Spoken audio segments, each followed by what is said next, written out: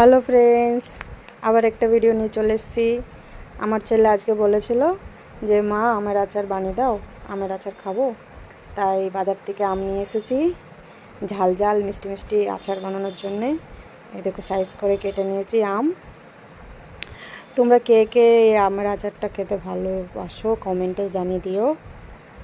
আমগুলোকে একটু ধুয়ে নিলাম।